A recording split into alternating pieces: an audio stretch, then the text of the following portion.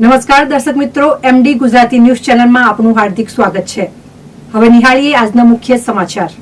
પાલનપુર શહેરમાં ભંગારિયાઓની દબંગાઈ, ગેરકાયદેસર જમીન ઉપર ભંગારની લાઠીઓ ધમધમી રહી છે।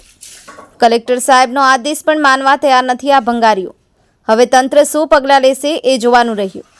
વધુ વિગત જોઈએ તો પાલનપુર શહેરના માલણ દરવાજા વિસ્તારમાં આશરે 15 દિવસ અગાઉ ભંગારના ગોડાઉનમાં ગેસ ગળતરની ઘટના બની હતી। આ ઘટનામાં કલેક્ટર સાહેબશ્રી અને વહીવટતંત્રએ માલણ દરવાજા વિસ્તારમાં આવેલા તમામ ભંગારના ગોડાઉનો અને તમામ ભંગારની લાઠીઓ તાત્કાલિક ધોરણે ખુલ્લી જગ્યાએ ખસેડવા આદેશ કર્યો હતો।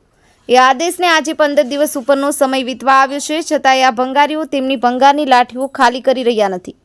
સરકારી તંત્ર અને જે વહીવટ કરતા અધિકારીઓ છે તેમના આદેશને ભંગારીઓ ગોળીને પી ગયા હોય તેવું લાગી રહ્યું છે।